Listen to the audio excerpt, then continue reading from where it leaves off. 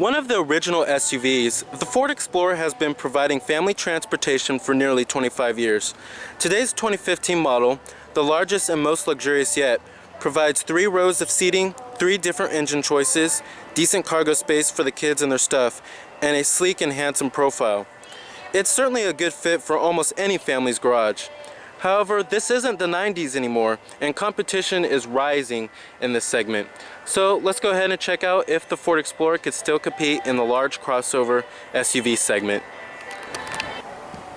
Now this one I have here is the Sport trim in a very nice tuxedo black metallic exterior. And essentially the Explorer Sport is going to give you 20-inch wheels, a sport-tuned suspension, front sport seats, a unique interior and exterior trim details, and then you can get a package which adds keyless ignition and entry, a power lift gate, and a bunch of other luxury amenities and goodies. However, the styling of the Explorer Sport, I love the styling of the Sport much more than the regular Explorer, as you can see right here. I think really the Explorer Sport really stands out in this segment.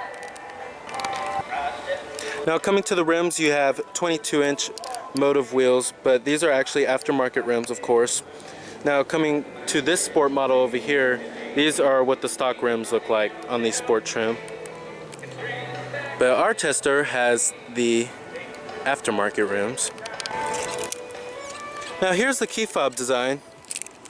Kind of looks weird in my opinion, the shape of it, but it's kind of long, I have to say. But you have your panic button to release your tailgate, your unlock and your lock, and your remote engine start too. And the buttons have a pretty nice, decent feel to it. Now you do have smart key access on the driver and passenger door. And you do have a black leather interior. Power driver seat controls with your power recline and power lumbar too. Now access inside of the Explorer is actually pretty good, at least for the front passenger seats. Now you do have push button ignition, of course. Just put your foot on the brake, hit the button to start.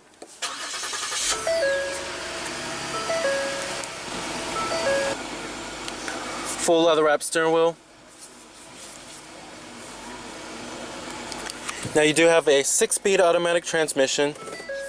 Nothing too noteworthy about the transmission, it's just a regular 6-speed. However, you do have different driver selectable modes. You have a snow, gravel, and grass mode, a sand mode, and a mud rut mode, and a normal mode.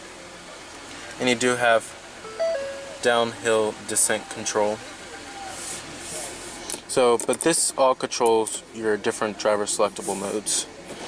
And then putting it into reverse displays your rear view camera, of course. And you do have rear parking sensors. That's what you're hearing, the beeping sound is because of the rear parking sensors. Now you do have manual shiftability via the paddle shifters as well. And let's go ahead and con the lights and the hazards. Driver's window and passenger window are fully automatic. And let's go ahead and pop up the hood and check out the engine bay. Heated exterior mirrors with LED turn signals and blind spot monitoring. The Ford Explorer has definitely changed a whole lot since it came out in the early 90s. It's now a full-on crossover. You have halogen projector beam headlights with halogen fog lights too. And you have your big Explorer badging right up there.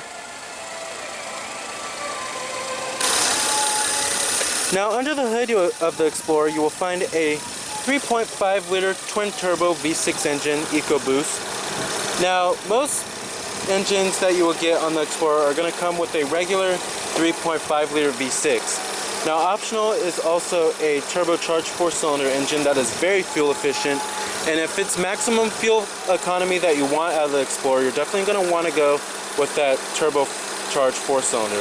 However, if it's the most power that you want out of the Explorer, this 3.5 liter twin turbo V6 will definitely satisfy you with its power. Now, pricing of the Explorer for the base model starts at $30,600, and then you have the XLT, which starts at $32,900, and then you have the Limited, which starts at $38,100, and then the Sport model starts at $42,670. Now, competitors of the Explorer are the Toyota Highlander, Dodge Durango, and maybe even the Jeep Grand Cherokee. However, the Grand Cherokee is in sort of a class of its own. And then you have the Honda Pilot, Chevrolet Traverse, and the Nissan Pathfinder. It's a very crowded segment, very large growing segment, I have to say. Especially in recent years, the segment has grown very considerably. Now, total vehicle price is $50,665, not a cheap car. And like I said, EPA estimates are rated at 16 in the city and 22 on the highway, with 18 combined.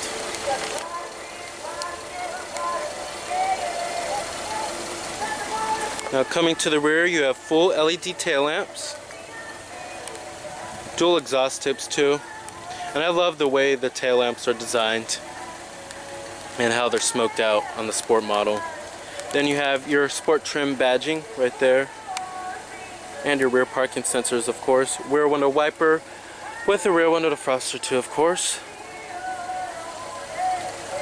And your Eco Boost badging right there.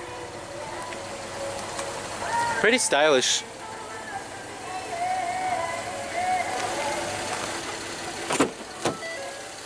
And of course, all your full power accessories. Power folding exterior mirrors too. And your memory seat settings for 3 people. Nice soft touch armrest with nice stitching, and it's padded on the mid door panel as well as the upper door panel. And you do have chrome door handles too. And let's go ahead and rev up that EcoBoost motor and see how she sounds.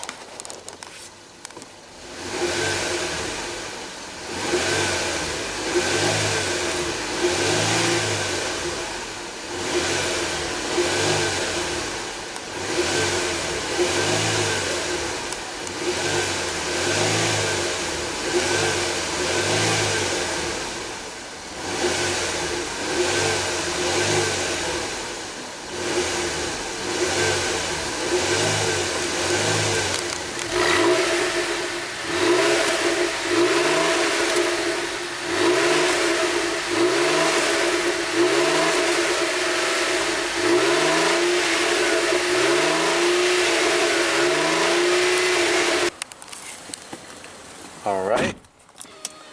Now, build and materials in the Explorer are pretty good for the most part. You have nice soft touch materials everywhere, and build quality is excellent, better than they were in the 2000s.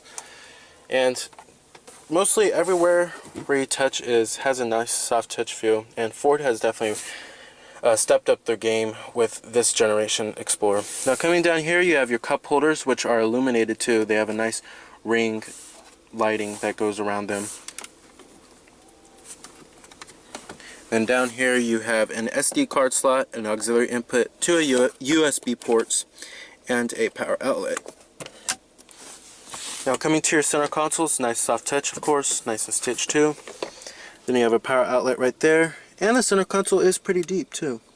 Now, seating comfort in the Explorer, I actually like these seats quite a lot. They're nice and well bolstered, just the right amount of side bolstering, and then they have a very nice cushy feel, very soft pillowy headrest. Great for long road trips, great for a family car. Now, coming to your steering wheel, and this steering wheel design is kind of getting a little old in my opinion. This is reminds me of 2011. It's just a little dated in my opinion. However, it still is very functional. But however, over here, these controls right here are going to control your little information center right there. And then this is your cruise control, and you have adaptive cruise control too. Now, coming to these set of buttons over here, you have your Bluetooth, voice recognition, your steering wheel mounted audio controls, of course. And then these set of buttons right here control this little information center right there. Now, I'll get to those information centers in just a second. Now, you do have your garage home link, auto dimming rearview mirror, of course, your sunglass container,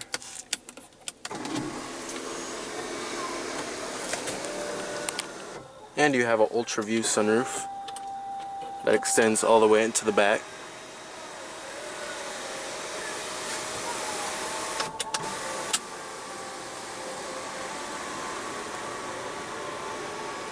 Very nice. Now coming to the main center stack, these are all touch sensitive buttons right here. And the responsiveness is not that great. Sometimes it doesn't work when you need it to. Now it's improved over since when the Explorer came out in 2011. However, there's still a little bit of error. But you do have dual zone automatic climate control. I just wish Ford went with traditional knobs and buttons. I think they're trying to be more about stylish and cool over user-friendly and intuitiveness. But you do have dual zone automatic climate control. And here's your temperatures and your fan speeds.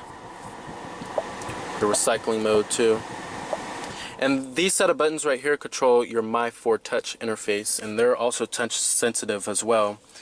And this button right here controls if you want the your radio on or off, and then you have your tune and your seek track. Now, media sources on this car include all the basics: Bluetooth streaming audio, CD player, AM, FM, satellite radio, auxiliary input, of course, USB ports, all the basic stuff here. You also do have the SD card slot as well. And as far as the responsiveness of the My Ford Touch interface, it has definitely improved over from what it was in 2011. That was horrible. And I could see the improvement. It definitely got better. The responsiveness of the system. And to go to your nav, you have to actually insert an SD card slot. Now basically everything is separated into 4 main corners. And I'm glad that Ford didn't put the My Ford Touch system way up here in the dash like how they did in the Escape and the Focus. It kind of makes it hard to reach. I'm glad they put it down here. Now you do have your heated seats, your heated steering wheel. This is where you'll find all your comfort, luxury amenities. And your different zones for your climate control too. But you don't have to use these set of buttons for the climate control. You can actually use the buttons up here. It's kind of interesting why they would have 2.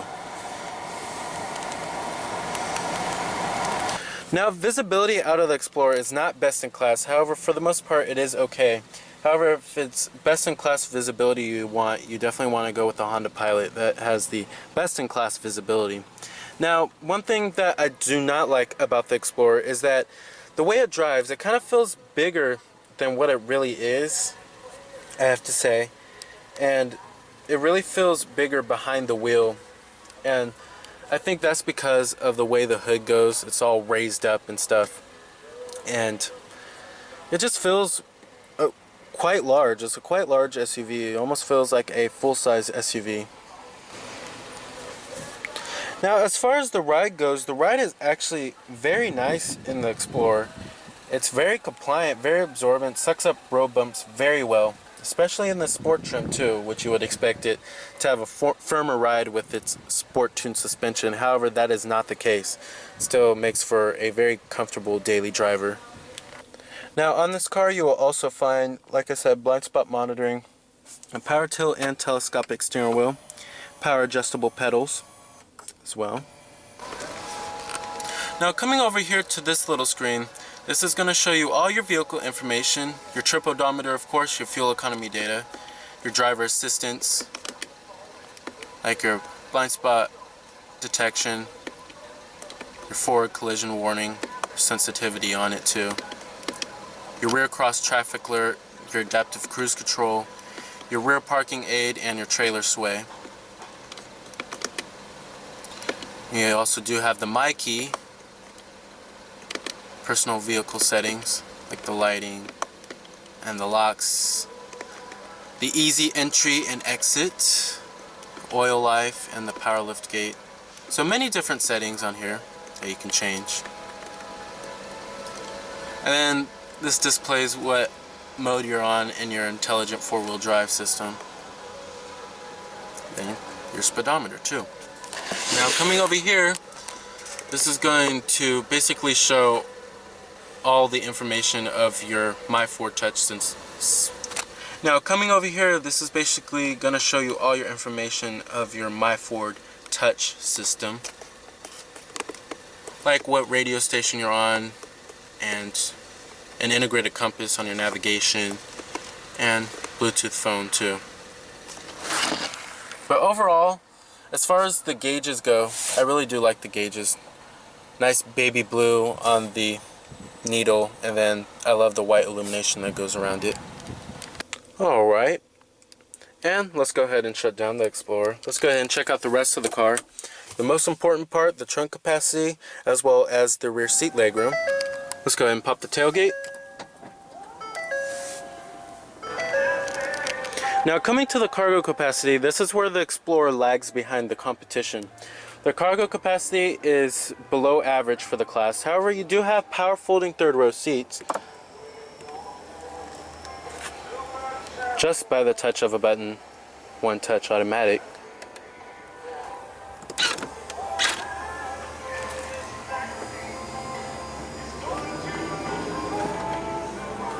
Very easy to use. And then you could click if you want it for the right side or the left side, or both of them too. And then you do have a power outlet right there too.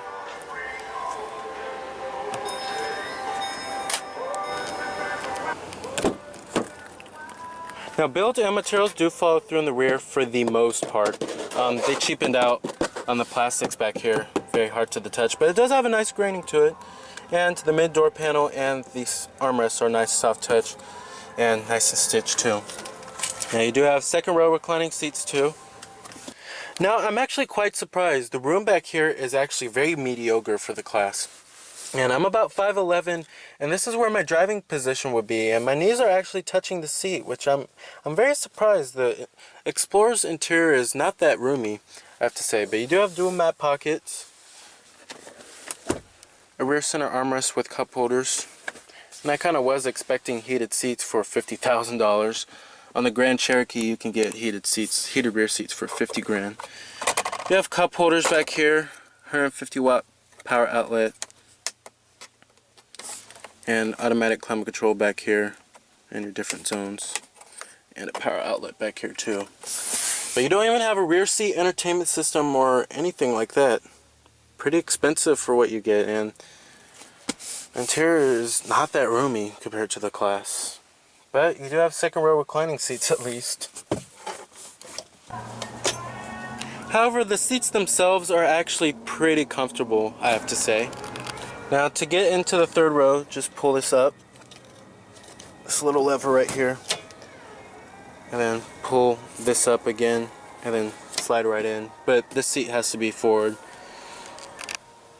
Now back here, the third row is almost not even usable. I'm very cramped back here, but you do have cup holders and a little storage cubby right here. But this is definitely only recommended for small little children. It's actually very cramped back here, and of course, as would expected, the thigh support is terrible, but that's pretty much in any large crossover. Alright. You do have a full power passenger seat with power recline and power lumbar too. Your glove box compartment, nice and damp. Lined with felt too, very high quality. Alrighty. So it's not as versatile or roomy as some other large crossover SUVs, and that is a very crucial aspect to a large crossover SUV. But however, the 2015 Explorer is an okay pick if you're looking for a high-end cabin and long list of advanced features, as well as fuel efficient and strong engines too. So remember that this is Cameron Birch from Cameron's Car Reviews.